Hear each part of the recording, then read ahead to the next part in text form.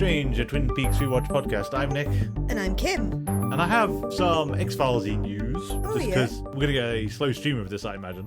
Is this to do with the revival? Yes, it is. Hmm. So they confirmed previously that Danielle Deadweiler was going to be one of the new characters. Okay. And now we have news that her partner will be Himish Patel.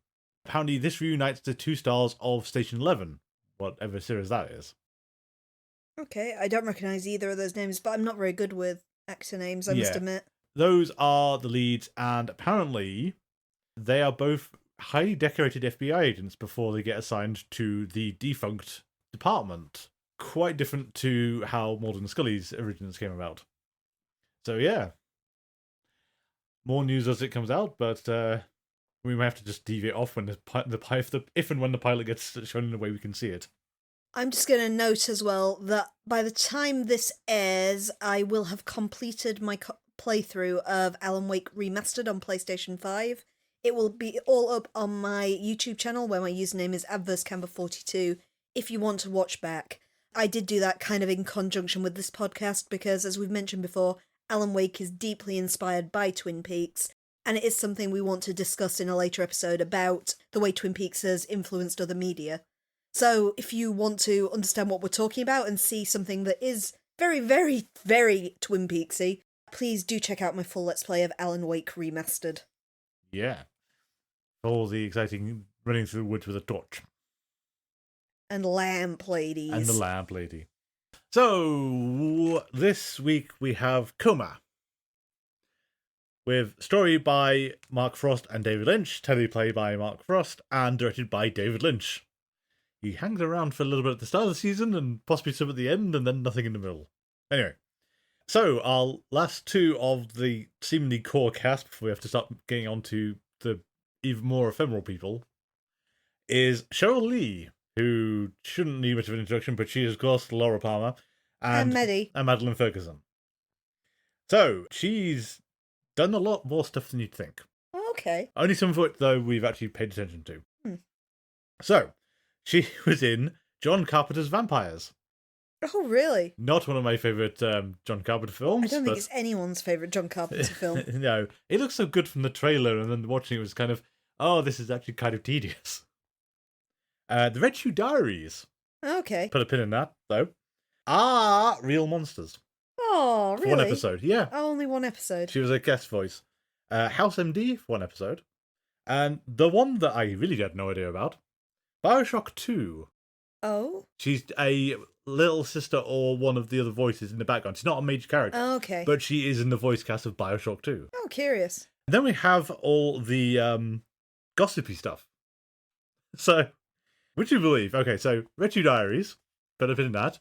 And you know there's a link between Red Shoe Diaries and The X-Files and Twin Peaks. Mm-hmm. David Duchovny. Cheryl Lee dated David Duchovny. Oh, really? But she married Neil Diamond's son. Huh. She's also a huge animal rights activist and environmental person. Unfortunately, has done some stuff for PETA. Oh. Yeah. But otherwise, she's very engaged in lots of sort of charity work and generally good stuff. I don't know if she's still involved with PETA much, but yeah, it's one of those, oh, you were doing so well. And then we have Russ Tamblyn, this was hilarious. So this is Dr. Jacoby. This is Dr. Jacoby. Yeah. I don't know if this is the one I've watched, but he was in a film version of Tom Thumb. Okay. There's one I've seen a few times that was partially filmed in Britain, so it might be that one. He was Tom Thumb. But it gets better. So, he was also in West Side Story. Oh, really? Just like Ben Same Horn. like Ben Horn, yeah. He was Riff, who I don't remember who that is. It's got to be one of the gang members. Yeah, but it's like, well, how have you got two members of West Side Story in Twin Peaks? That just feels weird. Well, when you're a jet all the way. That's a fair point. He was also in Django Unchained. Okay. He was in an episode of Babylon 5. And an episode of House on the Haunted Hill. Oh, sorry, The Haunting of Hill House, sorry. Oh, okay. Anyway, would you like to tell us what Margaret has to say about this one, and also about the episode in general? Okay, so to begin with the Log Lady's introduction for this episode. As above, so below, the human being finds himself or herself in the middle. There is as much space outside the human proportionately as inside. Stars, moons, and planets remind us of protons, neutrons, and electrons. Is there a bigger being walking with all the stars within? Does our thinking affect what goes on outside us and what goes on inside us? I think it does. Where does creamed corn figure in the workings of the universe? What really is creamed corn?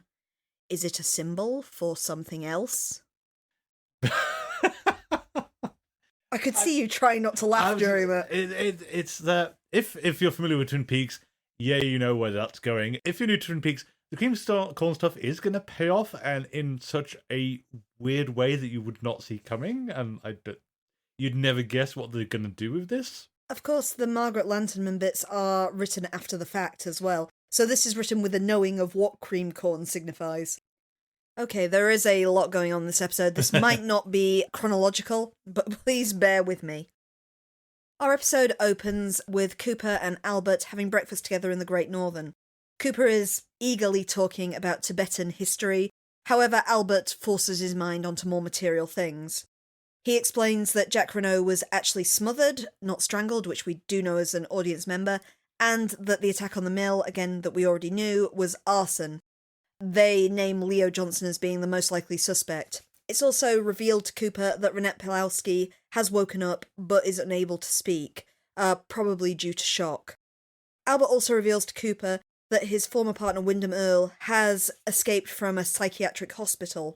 And we see that the random Asian man that we saw in the previous episode is watching them the entire time they talk. Donna takes over Laura's Meals on Wheels service and delivers a tray of food to Miss Tremond, an elderly woman who seems to be bedridden. She also meets a little boy, apparently Miss Tremond's very, very weird grandson, who is studying magic and manages to make a handful of creamed corn disappear from the food tray. Donna asks Miss Tremond if she knew Laura Palmer. Miss Tremond denies knowing her, even though we know she must have done, but suggests that her neighbour Mr. Smith was good friends with her. Donna leaves a note for Mr. Smith as he does not answer the door. Cooper and Truman visit Renette Pawlowski, who indeed is lucid but unable to speak. Cooper shows her drawings of both Leo and Bob. She doesn't really react much to the picture of Leo, but she does go into a violent seizure when she sees the picture of Bob. Ben and Jerry debate which of the sawmill's ledgers they should burn, but decide in the end not to burn either and instead toast some marshmallows together. I will remind you that this is Twin Peaks. At the Double R Diner, we witness a meeting between the log lady and Major Briggs. The log lady delivers a message from her log, telling Major Briggs that he must deliver the message. The Major replies that he understands. At the sheriff's office, Andy reveals that the reason he's been a bit short with Lucy lately is that he knows he is sterile. He's been diagnosed while applying for sperm donation. He asks her how that she can therefore be pregnant, but Lucy refuses to respond. Hank signs in with Sheriff Truman on his parole and tells him to stay clean. After leaving, Truman reveals to Cooper that Hank also used to be one of the Bookhouse boys and was one of the best of them. He's interrupted as Ben Horn calls the police station and reports that Audrey has been missing for at least 2 days. Back in Ben's office, Leyland Palmer reveals that he has already called the Icelandic investor to tell them about the fire at the mill. This does not go down well, and Ben is pretty furious about this, saying that he's going to put Leyland on something he can manage better, such as tax returns, instead of dealing with their business. However, Leyland is completely distracted during this concentration because he sees the poster of Bob, and says he recognises him as a man who used to live next door to his grandfather's summer house when he was a child. At hospital, Dr. Hayward tells Sherry that Leo is alive, but may well be paralysed and brain damaged by the shooting. At One-Eyed Jack's, Audrey takes the place of a serving girl who's serving the manager of Horn department store, who I've just learnt from reading the notes is called Emery Battis, which I never caught. Emery admits to Audrey that Ben Horn is the owner of the brothel, and that he personally recruited both Laura Palmer and Renette Pawlowski. However, he says that Laura was very quickly fired from the brothel for using drugs on the job. He also reveals that Ben Horn knew that Laura was there. It was his business, after all, to entertain all the girls.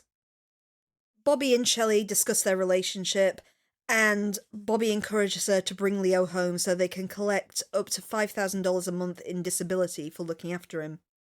Major Briggs visits Cooper in his hotel room to deliver the message, as noted previously with the log lady. He reveals that his job is the maintenance of deep space monitors aimed at distant galaxies. They often get radio waves back from these deep galaxies, but it's all gibberish. However, at the time Cooper was shot, they got a message that said, "The owls are not what they seem," and then Cooper's name repeated several times. At the Hayward house, Donna, James and Maddie record a song called Just You. However, Donna rushes from the room upset when she sees the way that Maddie and James look at each other while singing. As James tries to console her, Donna receives a call from Harold Smith. While they were out of the room, Maddie has a hallucination or vision of Bob coming at her, crawling over the couch, and screams in a panic, causing everyone else to run to her. At the Great Northern, Cooper is in bed and has a dream which includes part of his previous conversation with the giant and of Renette's nightmare. He is awakened by the phone, which is Audrey calling him to ask why he's not there. Cooper, of course, still has not found the note that Audrey previously left for him. She starts to explain to him that she's in trouble, but the conversation is interrupted when Blackie and Emery Battis hang up the phone. The episode ends as Blackie tells Aubrey, "Miss Horn, you do not know what trouble is, not by a long shot." Thank you. I feel like a lot's gone on in this episode, but very little's advanced. Yes, and also I forgot to say before, this was first broadcast on the 4th of March. Okay. 1990, whatever year this was. Good. 1990. 1990, okay. Okay. So, quickly, before anything else, about cream corn. So. Oh, have you looked up what it is? I have looked up what it is. Okay, so cream corn was cultivated in North America by Native American tribes. Okay. In Nez Perce folklore, it is a symbol of fertility. Oh, curious. It is a corn dish consisting of pulped corn kernels and their residue. Yeah, no, it sounds lovely, doesn't it? It does sound really appetizing, no. Okay, so one of the interesting quirks, and this is a thing that maybe, well, actually no, it's a generalized thing. It contrasts with the chosen food of good people, it says here, which are donuts, cherry pie, and coffee. Especially coffee. So make of that what you will going forward. Damn fine cherry pie. Damn fine cherry pie. As you said, there's a lot happening in this episode. I think, actually, the first thing to talk about a bit is we've heard the owls referred to a few times. So we had Margaret saying the owls can't see us in here back last season, and the owls are not what they seem was last episode. But now we've got someone else saying the owls are not what they seem. So apparently aliens saying it. Apparently aliens say it. So this seems like a great time to bring up the fourth kind. Oh gosh, you've got to the fourth kind. The fourth kind. So if you're not familiar with the fourth kind, apparently it's got a cult viewing now, which baffles me quite a lot. It's like, why? It has a great first half hour. Yes, and it's got a great premise. It just falls apart completely. So, if you are not aware of this, this is a 2009 film and stars Mila Jovovich and some other people like Will Patton, and is an alleged sort of documentary, sort of recreation of archive footage of actual alien abductions in and around Nome, Alaska. To explain, they tried to Blair Witch it when it first came out by creating websites and fake documentaries about this researcher in Nome, which of course, we're in the internet age by now. It's not like when Blair Witch came out and people actually fell for this. No one believed this for a second. Yes, and I think everything was done too quickly, because I saw a thing pointing out that some of the Blair Witch things was they started well in advance of the film, and they got different documentaries to air on different TV things and had multiple websites and all those missing persons posters. They went to a lot of effort for Blair Witch that the fourth kind did not bother with. Yeah. Because I think it's like that doctor who is allegedly Mila Jovovich's character is like, if you try and track down her credentials, you hit brick walls so fast. It wasn't good. But anyway, it's a pseudo documentary about alien abductions, although the end of the film makes it incredibly ambiguous as to whether any alien stuff happened at all, because the main character may in fact be delusional, but we don't know. And also, I think the people who live in Nome, Alaska are quite upset because, yes, people go missing there, but generally it's because it's a really bleak, awful, depressing place that you can only get into by plane at certain times of year, and alcoholism is rampant. It's multiple things. It's because Nome is so bleak and depressing, it does have a higher than average suicide and disappearance rate.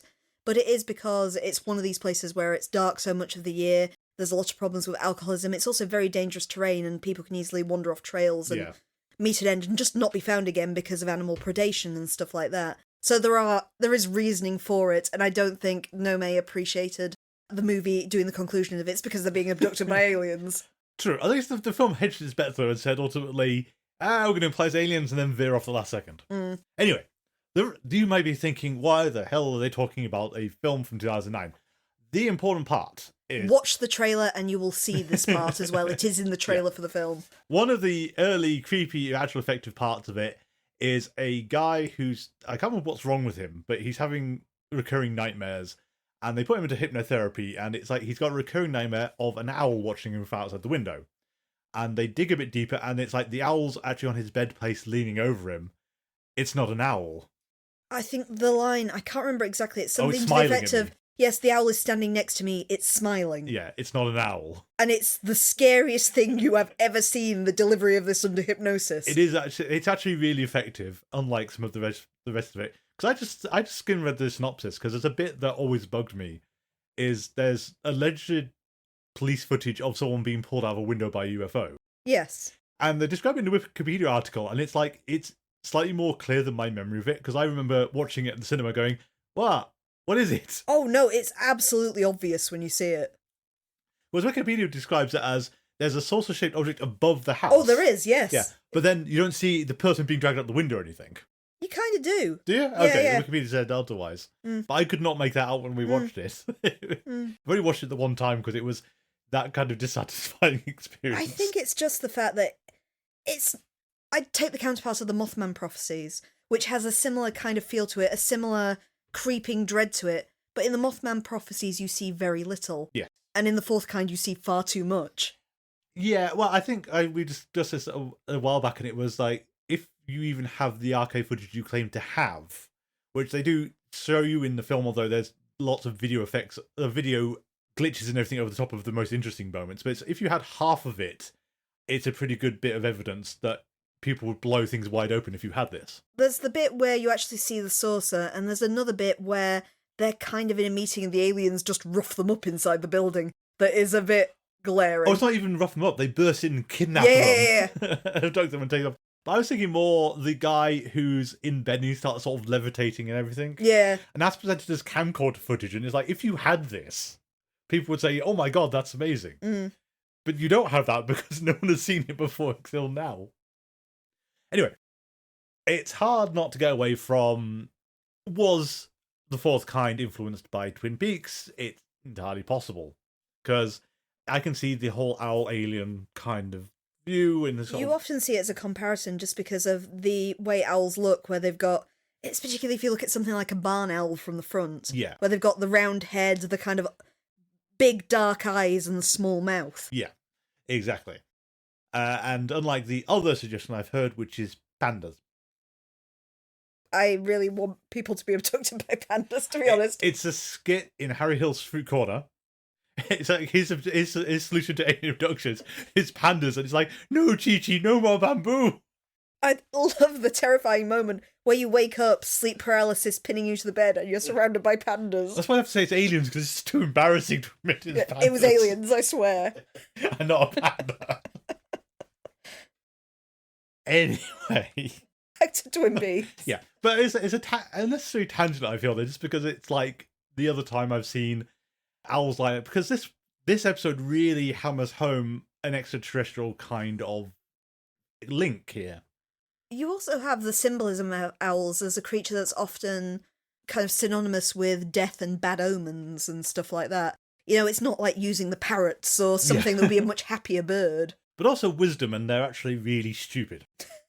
One flew into the window when I was at work once. Yes. Just bonked straight off it, yeah. Well, I was going to say, I'm not going to mention the name of the thing because it's too synonymous and I hate it, and you shouldn't support it.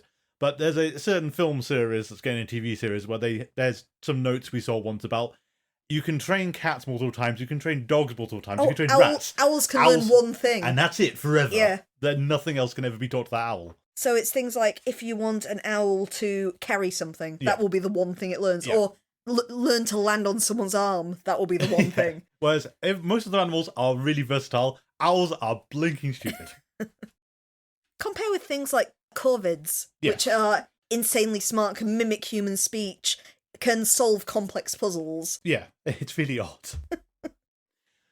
But we've got, it's an interesting link to the extraterrestrials. It's not, in the universe of Twin Peaks, it's not clear if, like, the supernatural forces are out in space, if they are aliens, or basically they're just communicating to Earth via whatever mechanism they've got, and this is the way they can do it. Well, Major Bricks say that their arrays are pointed at distant galaxies or something.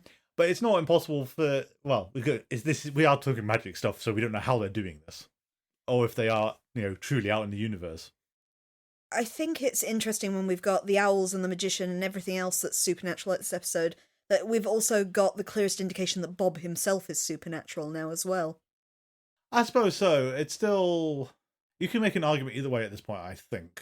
Maddie's vision, I know which is what you're going for, it still could just be a delusion. I'm actually going for Leyland Palmer, remembering meeting Bob as a little boy. Well, it's going to depend if that's true or not, isn't it? But, Bob, therefore, is looking increasingly supernatural, I feel. He's ageless. He appears in these terrifying visions. Laura Palmer was evidently terrified of him. Well, to a point. Her conversation with James kind of implies that maybe she wasn't as terrified of him as she should be. He's a cryptid. He's totally a cryptid. Well, Bob we'll find out more about later. We'll come back to Bob, when we get the revelations. Who should we talk about first? It's not a spoiler, but it was a surprise to have Windhamill's name come up now, I thought. He is much more relevant further down the line. Yeah. But not for quite a while either. It's sort of, you might even forget that he's been inferred this early on. And that the conversation with Albert is actually kind of weird though, because it's like when he first mentions Windermere, Coop says surely he's retired and off somewhere else. And it's like, no, he actually went mad and escaped, and then Cooper's worried because of that. And is it Cooper's dark half is what now loose somewhere and up to who knows what. I was also thinking, you can tell that this is a David Lynch episode just for so many little bits and pieces throughout the whole episode. There's lots of stuff that, truly speaking, doesn't make any sense at all. What are you going with first? I would say it's James, Maddie and Donna's song. Oh, I found out some stuff about that song. Okay. When we watched it, we said there's no way in hell they're actually singing that. Are they actually singing it? They're actually singing that. James can get that high. That is James's falsetto, yeah. But also, the song was written because apparently, I forget, is it someone like James Marshall who plays James Hurley? He'd often practice his guitar on set, when he was off things. So David Lynch thought, hey, let's get that in there, we'll write him a song. And in later interviews, he mentioned about how much he disliked this song intensely because it forced him up out of his vocal range and things like that. But yes, that is indeed is the three of them singing it. Wow, okay. I mean, I think my biggest objection is you've known Maddie, 3 days, and now you're having a little singing group together, and this should have come in earlier, or there should be some prefiguring this, or some kind of build-up to recording a song together, which just comes out of the blue. One criticism I read of this episode called it the one dark mark on the episode, the little song. I think it has a function, and it's quite obvious what the function is. Although I would say, so if you haven't picked up on it, it's the whole Maddie and James making eyes at each other. I would point out that Maddie can't see anything, so she's looking at the indistinct pink blob in the corner. Which also then calls into question her vision of Bob. It's like, Maddie, no, that's the cat. I know it looks like Bob crawling over the sofa, but it's just the cat in the space. It also seems to be facilitating a bit of a burgeoning love triangle. Yeah. With the kind of what the hell look James gives Donna when she's kissing him and then immediately breaks off to speak to another man on the phone. Yes. I mean, I think that's been true ever since Maddie first interacted with James. I mean, it's a love square now then. Yes. I do keep coming back to, it's so weird that Maddie and Donna actually have this kind of standoff relationship when they technically met first, but no one remembers that bit. I saw some people making fun of that scene as well, because the bit, I didn't clock on me When Dr. Hayward calls down the stairs about the phone call, Yeah. that's not Dr. Hayward's voice. Oh, is it not? David Lynch shouting off screen. Oh, it is a good Doc Hayward impersonation. Yeah, there's a lot of comments about, isn't it strange how Dr. Hayward suddenly sounds like David Lynch, but I did not notice that. I didn't either. I just took it as him, so okay. But yeah, we have Maddie is having more and more visions, which I'm not sure why. The forces of darkness appear to be gathering around her again. I love that vision of Bob because it's terrifying. Yes. It is a really, really scary sequence. And it's amazing how it's scary just through kind of slightly uncanny camera angles and noise direction. There's nothing else that really makes that frightening. No, other than Frank De Silva just looking, like a murder hobo. It's incredible good chance that the random guy they managed to get in shot looks like the murder hobo. I think it really is. He's got a great look. You just look at him and think, yep, serial killer. This is where it turns out that David Lynch actually sort of hires all of his people who work on the production based on Must look like serial killer. Well, no, you have the one who's like a serial killer, you have the conventionally attractive leading man, and you work on from there or something. I don't think he does that. He does engage in nepotism though, because it's indeed his son who's playing. The credit is little boy. He's not credited as anything else yet, but I didn't realise that. When I said to you watching the episode, it looks like a tiny David Lynch. Yeah, it really is. I wasn't expecting it to be a tiny David Lynch. He's not consistent because he will be recast later. Okay. He's actually great. He is. He's got the whole attitude down right, but then again, look at his father. Mm.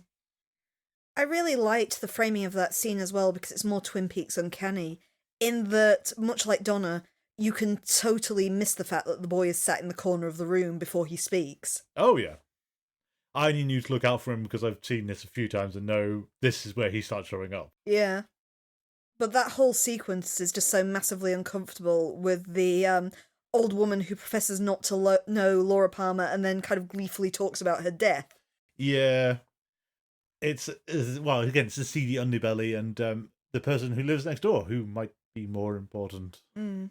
And then the magician's impossible magic trick as well. Yes. Well, I think, yeah, impossible in a conventional sense, but there would be ways of doing it, but not easily like that. I don't think you could do it in that setting. You'd have to have someone. You'd have to have something really set up, like a second person hiding under the table. Oh yeah, there has to be someone to switch the plates over. So it's one of those. It's not impossible, but it's improbable, which I think is a Dirk Gentlyism. Because he pours scorn on the Sherlock Holmes one of once you eliminate the impossible, no matter what remains, however improbable must be the truth. And it's sometimes the improbable stuff doesn't make any sense, and the impossible must be the correct one. Anyway, yeah. But yes, it's. I still think it's not graceful how we've wound up over on the Meals on Wheels thing. Still, it's still such a weird. I know we have to get this in, but it's still a weird way they've got Donna to this point. I don't understand why Donna has immediately hit on that Harold must be the person who sent her the letter either. Yeah. Because she says it on the phone, oh, I got your message. It's like, how do you know it's him? I can only think that we don't hear side of the conversation, but it could be something like he said, you got my note or something just before that. And she responded slightly weirdly with, I got your message. It's possible. Again, we don't understand how Harold got it to her, given he doesn't leave his house according to his neighbour. If she's being truthful. She also said she had never met Laura Palmer, and we know she must have done. That's true. I mean, but then I guess you could go on the basis of she's a very elderly lady and she's perhaps senile or something like that. Yeah. Well, also she did, the Marble Rye thing from Seinfeld, so, can't you trust her? I forgot it was the Marble Rye lady, yeah. At the same point, though, it's a weird thing when you get down to the forces of darkness, or just these supernatural entities, is can you accept that they can lie? Because the Giants made such a big thing of trying to prove his trustworthiness, but everyone else just tells Cooper things. You often find in supernatural things that there are rules and things don't tend to lie. Yeah, but there's no... Your only exception is like a devil that's deliberately deceiving people.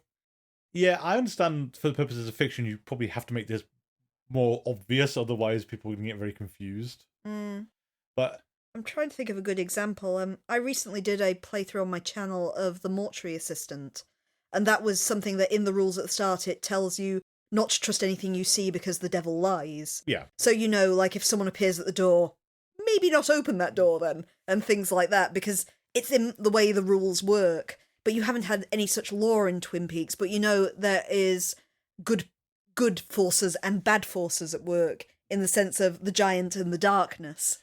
Yes, and I'm going to know as well, I looked at the Wikipedia article from The Man from the Other Place and went, oh, that was a lot more complicated than I remember it being. We can talk about Ben and Jerry, who are doing a pretty good double act, because I think it's season 1, they weren't on screen together all that much, but season 2 seems to be very much stick them in the same room and get them to do anything. And they're actually quite entertaining to watch. I think they're like two kids when you've got them together. Yeah.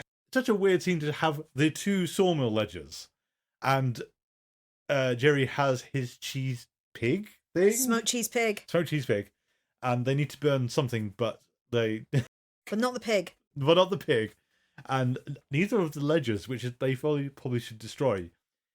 And it's kind of curious just how relaxed Ben is now that Catherine's out the way.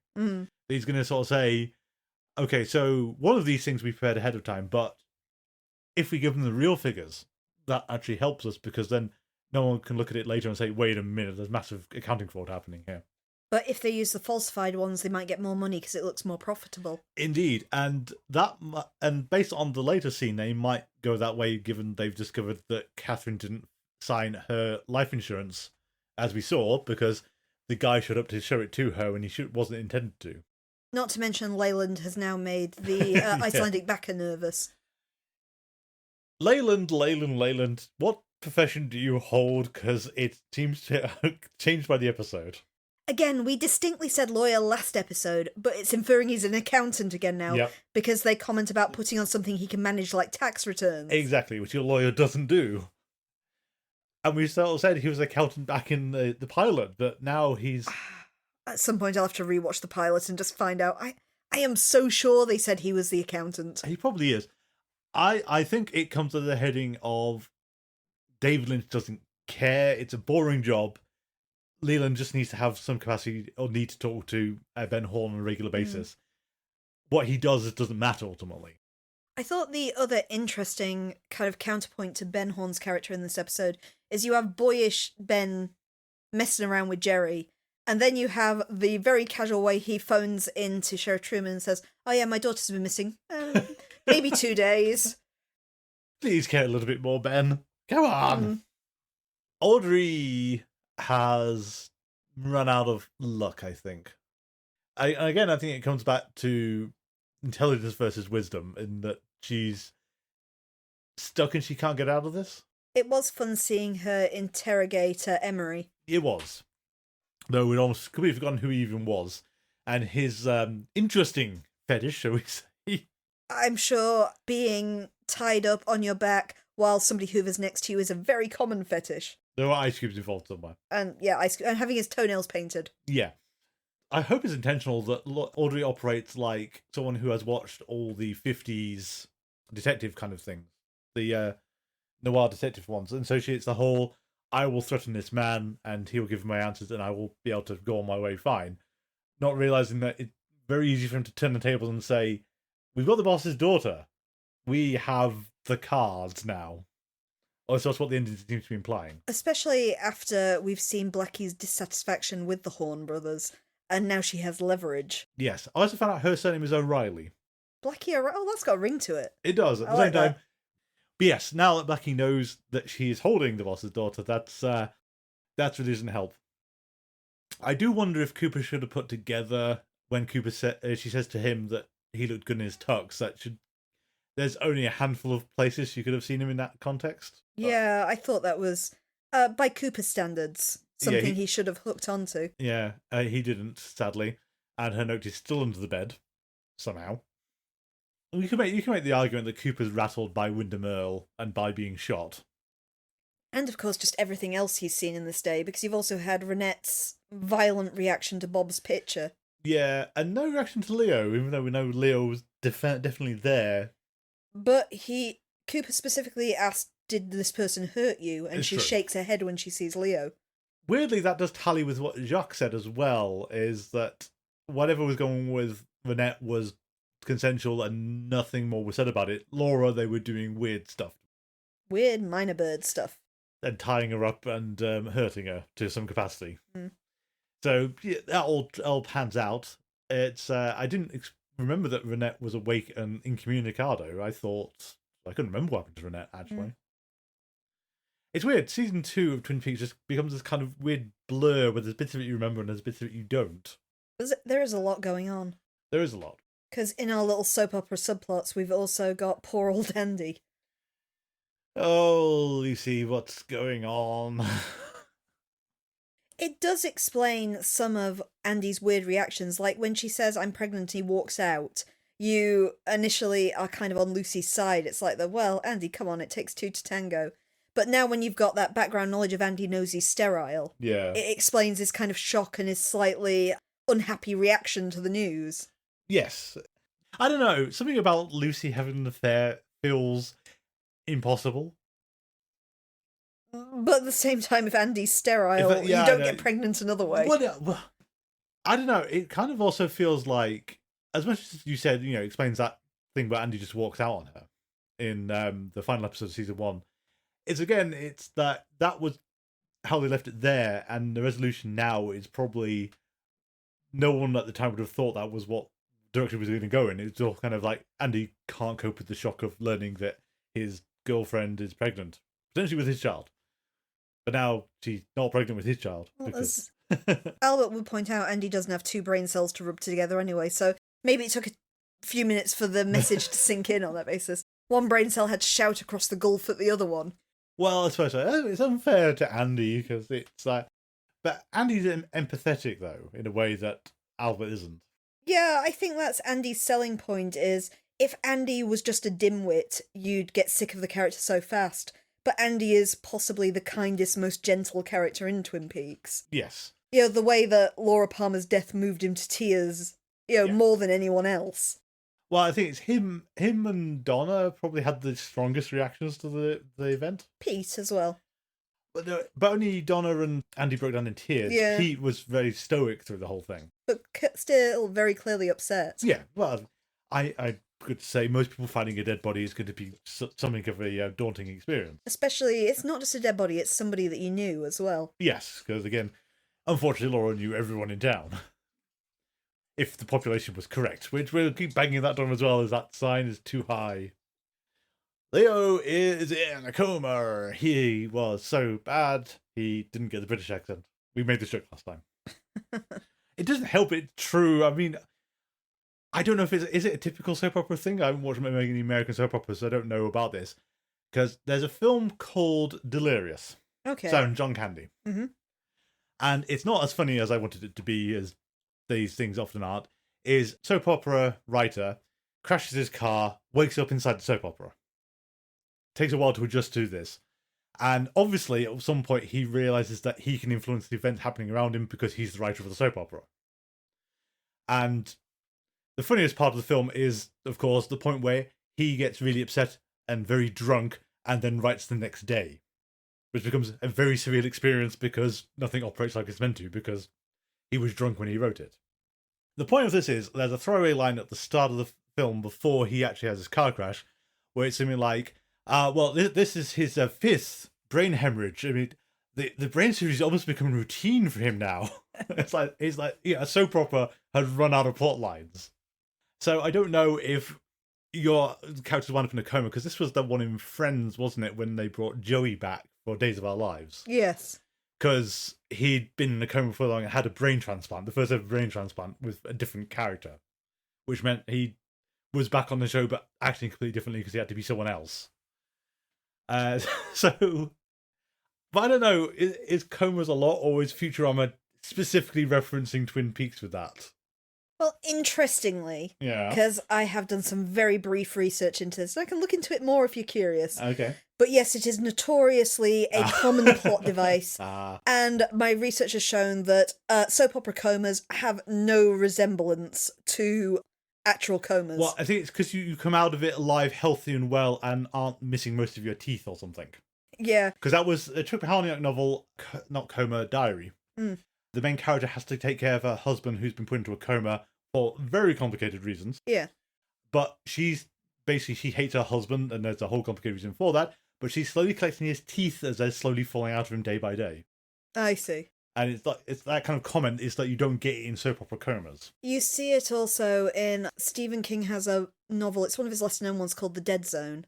Oh, yes. And in that, the protagonist is in a car accident right at the start and is in a coma for 5 years. And when he wakes up, he can't walk. Yes. And a lot of the novel is his painful rehabilitation, and he never gets the full use of his legs back. Yeah. Like a lot of things is the soap opera, it's done for dramatic effect, but in the real world, you don't have comas in a good state. No. You can't. So the idea of the soap opera coma is studies have shown that 90% of characters in a soap opera coma God. will make a full recovery, usually within 3 months. Which unfortunately gives viewers a very unrealistic and optimistic view of what a coma means. But the common uses of the coma, there is something, and I don't know where the term comes from, I need to look into this, called the other Darren. So the other Darren effect is the idea that you've lost your original actor, you put that actor into a coma, and when he comes out, you can change the actor, and that's the reason why it's like, he looks totally different now he's been in that coma for 6 months. It's one of these things where it's odd that this is like the mindset back in the day, because you expect it these days with Marvel continuity and all the rest of it. And I always keep thinking to Star Trek, the films, where Saavik, Spock's Vulcan protege, is just recast between films 2 and 3, and no one says anything. Yeah, it's usually the easiest way to do it. Usually the graceful thing is, it's either like Edna Krabappel in The Simpsons, where you just say, the character has passed on, we're retiring it, and the character just won't appear going forward. Or you just recast them and just don't mention it. Yes. There are the odd ones, I think Neighbours and Fresh Prince did it, where temporarily they have to recast for whatever reason, and then the original actress comes back again. Oh yeah, it's the mom in Fresh Prince, isn't it? Yeah, and it's one of the family mums in Neighbours was recast for a period of time.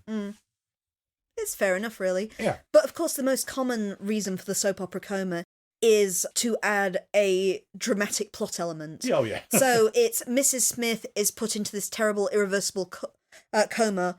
On the night that her husband is going to remarry, suddenly she will come out of that coma to spark drama because he's technically still married to her. Exactly. Twin Peaks does seem to be using, I don't know, a more, it's odd to say, but realistic view of comas. In the case of Leo, yeah, we have had, Renette's come out mute temporarily due to shock, but otherwise completely unharmed, despite the fact they reckoned that she had severe brain damage earlier. Yeah. Who else have we had in a coma? Nadine is still in her coma. She is. I'm trying to think. There were at least 4 last time. Who was the other one who was in a coma? I don't think we had any specifics. Oh, it was temporarily Dr. Jacoby. He's still in hospital, but still in his coma. And Leo is the only one that seems to have lasting damage. Because, of course, in soap opera dramaticism, he's potentially going to be in a vegetative state. He might be paralysed. But, of course, we know by the soap opera law that as soon as it is plot convenient, he can suddenly leap to his feet and strangle Bobby. Yes. So he was shot in the spine, which would make that should make it more awkward. But of course, the Leo Johnson plotline has also allowed Bobby to reveal his new scheme. Yes, insurance fraud. Well, it kind of insurance fraud. I think it's not technically insurance fraud, but I think it's fraud in the sense of course, the disability money for taking care of Leo should go towards taking care of Leo and not Bobby living the high life. So one person who kind of escaped mention so far, but I think is interesting, is Hank. He's barely in this episode, but what we learn about him is kind of interesting. Yeah, it's that being Truman's old friend is a real... Childhood friend. That's out of the blue. I did not see that one coming. But also, the fact he's a member of the Sheriff's Secret Police, and was a member of the Sheriff's Secret Police. Even so, that kind of gives him weird leverage, and I do wonder if that's... They're careful around Hank. It's like they can get him for like parole violations, but does that kind of tie Truman's hands? Because you don't want other people knowing about the Bookhouse Boys, really. No. It is somewhat illegal. Yeah, Cooper knowing about it is bad enough, but Cooper's just declared he's on their side anyway, so it doesn't matter. But yeah, you probably don't want many higher authorities and Twin Peaks Sheriff's Department knowing these people exist, or this group exists. So, Your Honour, I just want to tell you about the vigilante group the sheriff has set up. No further charges. We're dropping all charges. I like that he's turned his domino into a keychain now that he kind of plays with. Well, it's got practical purposes. Yeah, it's quite a job to drill through it diagonally like that. Mm. But we don't see that Hank's signature, but we're pretty sure that's a smiley face he's drawn. I thought it looked like a smiley face when he did it. I thought even weirder than that, he's done like an emoticon, which is actually kind of wild for 1990. It looks like he's doing it sideways. Yeah. I guess you didn't even really have cell phones back then, did you? No, I mean, if you are computer savvy and had the connection, you would be possibly using emoticons at that point. I would be very surprised if David Lynch and Mark Frost were in that capacity, however. Or just Hank's actor if he decided to do it like that. Mm. We don't know, because Lynch is happy to use accidents on set and weird other happenings. The whole episode does smack of David Lynch, so it's really hard to go away from he's an unavoidable presence on these last two episodes of, yay, it can tell he's come back and said, no, this is how we're doing it. Keep on doing like this. Wait, what do you mean you veered off again? But no, I've remembered the David Lynchism that made me think, yeah, this is he's definitely here. It's the stools in the hospital. Absolutely pointless extension to a scene. Especially given it's quite a harrowing scene while they're visiting poor Renette in her room. Yeah. And just have them messing. Their introduction just gets interrupted by the two of them trying to adjust chairs. Because they're just too high and they can't sit on it. But presumably I don't know, is it like the Mighty Boosh, which is one thing that's always kind of intrigued me about it. So if we've talked about the Mighty Boosh before, but if you've not heard about this, it's a British surrealist TV comedy. Very black comedy. Very black comedy, very surreal comedy, and some of it, you don't find it funny the first time around, you have to watch it a few times before it actually sort of kicks in properly, and the Mighty Boosh gets a whole lot of mileage out of colliding the absolutely mundane with the fantastical. Because the one that always gets me is Naboo when they're going to close the zoo down. Don't worry about the reasons for it. It's good. It's a case of, I'm going to go on a vision quest and become a mighty hawk. Mighty hawk. Yeah. Or get a job at Curry's. What? Oh yeah, those two are equivalent things, aren't they? I always like it when they have just ridiculous objects that have bizarre real world applications. Like there's one where Vince, the cool character, has his kind of superpowered hairspray that indeed does stop something in mid-flight when he sprays it. Or it's the absolute weirdness, and I appreciate outside of the UK it probably doesn't jar in a way that it does for us, but it's like everything's in euros. Yes, not to mention one of their flatmates is a talking gorilla who is very clearly a man in a gorilla costume. Yeah. So it's more overtly comedic than Twin Peaks is, but I would be surprised if Twin Peaks hadn't had some kind of bearing on how they conceived it. Because Twin Peaks has a tendrils everywhere. Anyway, the point of this is, you can tell David Lynch is here because we get stuff like this. And again, I'd say like the song that James and Maddie and Donna sing, which does not need to be, and I don't understand why it is. Other than James can sing, so let's get him to sing outside his vocal range, therefore he hates it. The other very Lynchian thing that I always know is when you have these kind of surreal conversation where two people seem to be talking at cross purposes.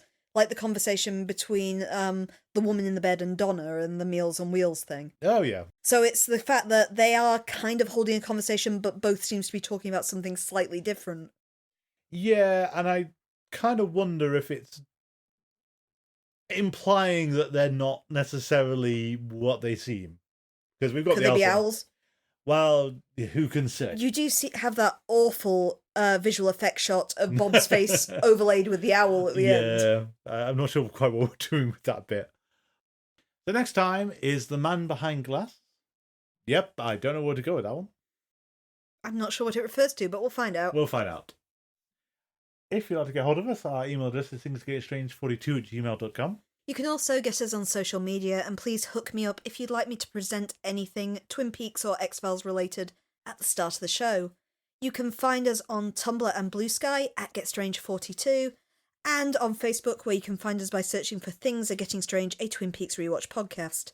Also, if you're not sick of my voice right now, I do stream live on Twitch TV, Mondays and Wednesdays at 8 PM GMT and Saturdays at 5 PM GMT under the name Adverse Camber 42. At the moment, I'm playing The Mortuary Assistant and Life is Strange Reunion, both on PlayStation 5. Our theme music is Vision by Kevin MacLeod. You can find that on compotech.com, licensed under Creative Commons by Attribution 3.0. Thank you all for listening, and until next time, please remember, I'll have a bear claw.